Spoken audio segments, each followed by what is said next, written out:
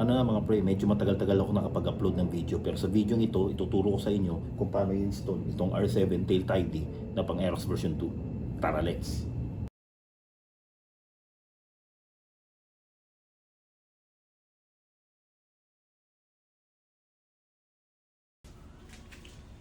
So ayan na nga mga pre, no? Dumating na yung aking in-order na 10 speed pang-convert sa tail light ng Aerox version 2 para maging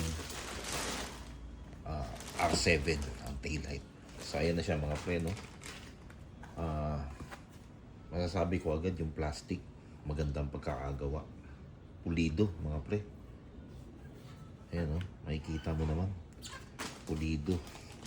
Pero I don't think na ito yung mga ABS na katulad ng sa mga stock na mga fairings natin na talagang makapal. Pero pulido siya. Ayan, maganda siya. Ayan, mga bracket yung sa ibabaw, no? Ayan yung mga bracket at saka ayan, ito yung ilaw. Ayan, so nakalasing ko muna yung Aerox ko. Hindi ko na ipapakita, syempre step by step yung pagkakalas. Alam nyo na yan mga pre, marami nang gumagawa niyan. So kalasing ko muna, then pakita ko sa inyo yung step by step na installation nito. So dito mga pre, itong signal light, pag naikabit ko na yung R7 conversion na tail light, is tatanggalin ko na to para dito ko na ilagay yung pinaka signal light ko. Ayan, para malinis, plaka lang yung nakalagay sa plate holder. Tapos minimalist lang yung pinaka signal light niya. So ayan mga pre, no, nakalas ko na yung aking Aerox version 2. At hindi ko na pinakita syempre yung pagkakalas kasi syempre hahaba yung video. So ito nga pala mga pre, yung ating nabiling rear fender na R7. Tapos actually ito dinesign rin to syempre mga pre sa Aerox na keyless. Kaya ito butas to mga pre. Kaya i-advise ko agad sa inyo na bili kayo nito. Itong goma na to, pang takip dito mga pre. Lagay ko na lang sa description below kung saan mabibili to. So ayan na mga pre, nakikabit ko na. Madali lang mo siya ikabit syempre. Goma naman yan. Ayan o.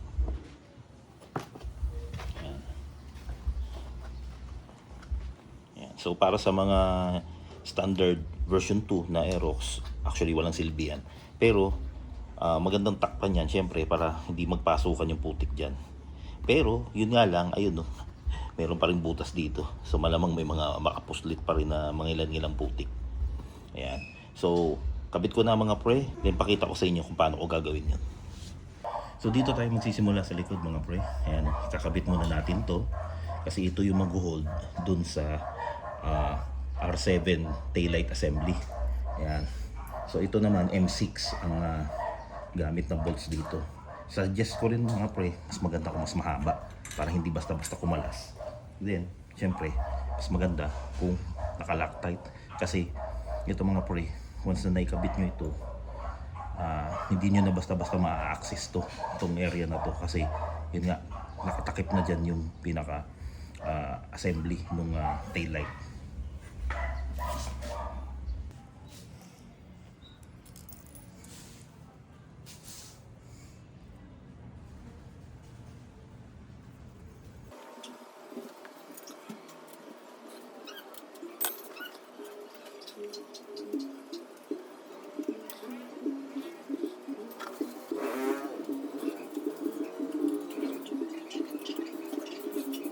So ayan mga pre, no, kabit ko na muna itong R7 tail light dito. Bali may kasama naman tornilyo to mga pre, no. Ito oh. Ayan. So yung mga maliliit dito yan. Tapos yung malaki dito. Ayan, kabit ko muna mga pre, then pakita ko sa inyo. So ayan na siya mga pre, no, naikabit ko na. Ayun. So yung dalawang malaki dito, yung maliit doon. So ang ginagamit dyan tools, ito syempre yung Allen wrench. Ayan mga pre. Huwag nyo rin masyadong pakahigpitan kasi lock nut naman to mga pre. At saka plastic kasi yan, no? Pag nasobra na higpit yan mga pre, magbibiyak yan. Ayan. So, ayan, ready na yung socket. Dito naman ang plano ko, actually, hindi ko nagagamitin yung signal light doon. Signal light kasi yan mga pre. Ayan, no, yung nasa gitna. Hindi kasi kita yan. So, ang gagamitin ko, maghihiwalay talaga ako ng signal light para syempre visible tayo pag kumakaliwa or kumakanan. Hindi talaga masyadong advisable sa akin to kasi ayun oh, magkatabi na, malay nung nasa likod mo kung kakaliwa at kakanan ka. Ayan. Kaya hindi ko nagagamitin yan. Kaya ayan mga pre, no? Kabit ko na. Yun, reminder nga pala mga pre, bago nyo ikabit to, huwag nyo kakalimutang ilalagay yung mga, ayan oh, yung mga body clips nya. Para mamaya, pagkakabit nyo, meron kayong pag-screwhan. Doon yan actually sa may ano eh, ito sa may U-box to mga pre. Ayan. So ayan mga pre, no, naikabit ko na yung itong taillight assembly na R7. Tapos mga pre, actually ito kasi pag nabili nyo to mga pre, walang instruction manual to. So para talagang mangyayari ito, hula-hula ka rito kung saan mo gagamitin yung screw, ano gagamitin screw. Ayun. Pero ito naman, na-figure out ko naman to na ito kasi dito ilalagay yung ayan, no, yung sa plaka. Ayan. So para hindi rin siya mapiga, ayan, no, itong spacer mga pre, ayan, lalagyan mo na spacer yan dyan. Kasi pag yan hinigpitan mo, mapipiga tong plastic, pwede mabasag. Kaya lalagyan mo na spacer na ganyan yan. Ayan. So kabit ko na mga pre. Although ito nga pala eh may kasamang bolt. Pero para hindi kalawangin, ito ang gagamitin ko mga pre, yung aking GR5.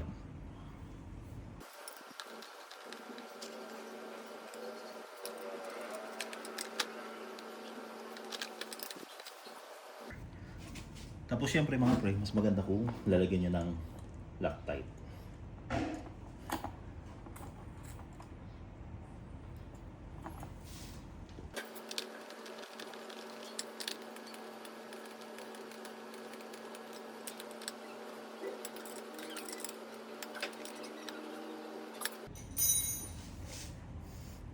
Yan. So dito naman ilalagay yung ilaw ng plate, tapos yung kable niya dululusot mga pre.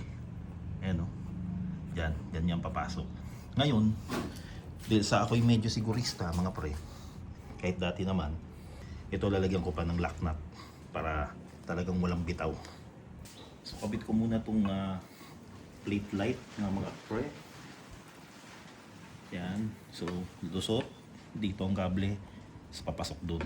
Tapos ito yung bolt niya sa ilalim. Siyempre mas maganda kung lalagyan nyo ng Loctite para hindi lumuwag, hindi makalas.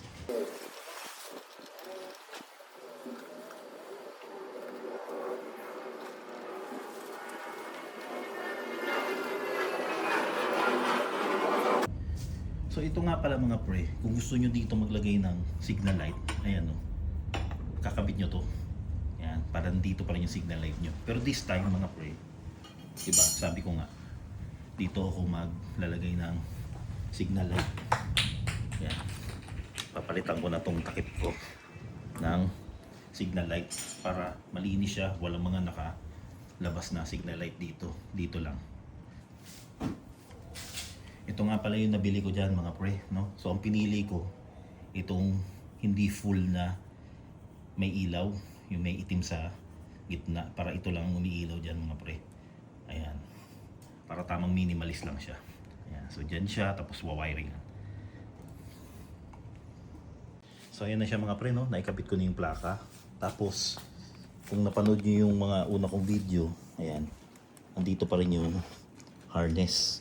Hindi ko pa rin siya tinanggal. Ayan, kakabit ko rito yan mga pre, para if ever na bumitaw o may mga putol dyan, may sasalba ko pa rin yung plaka ko. Kasi may experience na ako niyan before sa Raider ko. Nung nakalas yung plaka, as in talaga wala, goodbye. At least ito mga pre, pag may harness ka, ayan, at least hindi siya basta-basta mawawala. Ito nga pala mga pre, Meron pa rin ako ritong itong acrylic na clear para protection din naman sa plaka. Hindi siya basta-basta mayupi. Ayan. Actually, nayupi na to before kaya nga nilagyan ko na nito. Ang maganda rin dyan mga pre, ayan, dyan ko ini-insert itong aking mudguard. Ayan. So ganyan yan mga pre. At least iwas tilamsik na sa OBR kung maulan. Ngayon, with regards naman dito mga pre, kung ito ba reliable. Actually mga pre, nung bumiyahe kami ng Monte Maria, mga 300 kilometers yun mula Imus Cavite to Monte Maria. Nung pauwi kami mga pre, inulan kami. Ayan, kinabit ko lang yan. Hindi kinakalas yan mga pre. For 300 kilometers yan, nakauwi ako na nakaganyan lang yan dyan. Ayan. So ito naman mga pre, bakal na to. Dito naman yan. Ayan. Yan yung ikakabit, kabilaan. So yan ang magiging suporta mo para pagka nag-center stand ka. Ayan. Sige, kapit ko na mga pre. So ayan na siya mga pre, no? Naikapit ko na parehas. So isasuggest ko rin siyempre, mas maganda kung stainless na yung gagamitin yung mga bolts. Or siyempre, or yung GR5 kung gusto nyo maporma. Pero nakatago naman kasi ito, kaya hindi ko na GR5. Ayan, stainless lang. Tapos siyempre Loctite para hindi kayo abutin na maluwagan yan. Talagang matrabaho kasi siyempre kakalasin nyo pa yung U-box nyo. Ayan. So dito mga pre, itong part na to hindi ako masyadong sure. Ayan. Pero sure ako na dyan yan nakakabit kasi yung butas niya nag-a-align dun. Nag-a-align dyan sa pag-iiskuhan. Ang hindi ko lang alam kung siya ay pataas or pababa. Pero pag tinaas mo naman siya, actually hindi din siya tutok dito eh. Kaya feel ko ganyan yan kasi parang katulad nito, ayan o, parang suporta siya para hindi umangat. Ito naman, para suporta siya para hindi mag-push na ganun. Kaya feel ko tama naman tong ginawa ko na to kasi ayan o, nag-align naman siya. Kaya doon sa mga talagang alam kung saan to mga pre, ayun, baka pwede kong i-share nyo yung knowledge nyo dyan sa comment section para maitama ito or tama itong ginawa ko. Yan. Regarding naman sa wiring na ito mga pre, actually itong ilaw meron na yung socket talaga para salpak na lang rito mga pre. Ayan. Pero kasi nung ginawa ko yung tail tie D nung una, ayan, naputol ko na siya before kasi walang kasamang socket yun na ganito eh. Kaya ganun na lang rin ang gagawin ko. Pinutol ko na lang kasi syempre mas maganda naman tong original na socket. Mas matibay yan. Tapos ganun rin, ito yung sa plate light. Ayan. So yan naman yun mga pre. May socket na rin sana siya. Ayan o, ito sana siya o, yung galing doon sa plate. Meron na rin socket, salpak na lang sana. Pero yun nga, since na naputol ko na siya before, ganun na lang, i-splice ko na lang siya. So yan mga pre, no, na kabit ko na yung mga ilaw. Pero hindi ko na pinakita mga pre yung pagkabit ko ng mga kable kasi meron naman akong video na dyan mga pre. Check nyo na lang sa YouTube page ko. Yung una kong tinil tie dito, andun yung instruction kung saan mo kakabit yung signal light, yung tail light. Ayan. So andun na yan mga pre kasi hahaba ang video. So ayan na siya. Ayan no. Ito masasabi ko rin well thought itong design na to mga pre kasi yun nga diba sabi sa inyo may spacer to dito mga pre oh. So malamang kaya nila nilagay yan dyan kasi syempre pag hinangin to tatagtag to mga pre oh. Pero makikita nyo hindi niya dinadamay itong pinaka tail light. Ayan oh. Siya lang ang naglalaro. Ayan oh. Makikita mo. Ayan oh. So ang galing pagkakagawa nito. So ikabit ko na yung U-box, then buuhin ko na mga pre. Then linisin ko syempre, then montage tayo. So ayan mga pre, no, naikabit ko na. Ito, yung part na yan. Ayan. So yung X na lang. So babawasan na naman ng carbon part yung aking Aerox mga pre. Kasi hindi na to syempre pwede. Ayan. Ito na. Ikabit natin. Ayan. So ito, may tornilyo yan dyan. Ayan, provided naman. Ayan no. Tapos ito dito. So ayan mga pre no. Ayan na yung X nya. Ayan. Kaya sa tingin ko tama yung nilagay kong bakal dito mga pre. Kasi ayan no. Para kontrahin niya. Pag wala kasi yun, lulubog-lubog to mga pre. So sa tingin ko tama yung pagkakakabit ko nun. Ayan.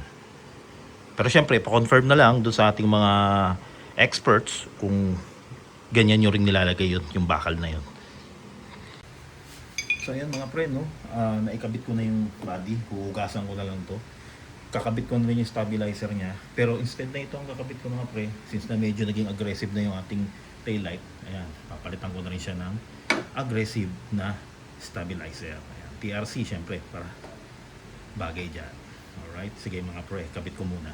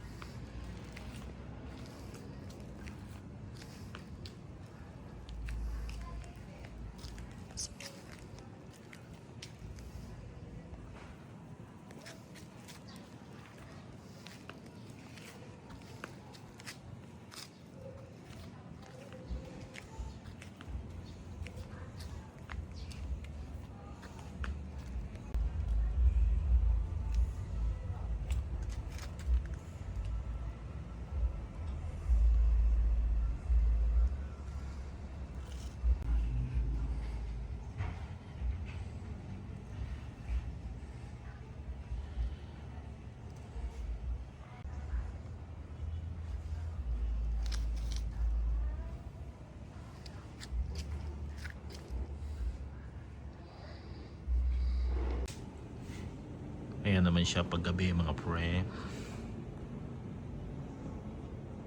Ayan, so kung nagustuhan nyo ang video ito mga pre at nakatulong sa inyo, nagkaroon kayo ng idea kung paano i-install itong same speed R7 tail tidy na pang Aerox version 2, baka pwede namang humiling na pakisubscribe ng channel. Syempre nakakatulong sa akin yan na mas ganahan pa na gumawa pa ng mga ganitong klase mga video.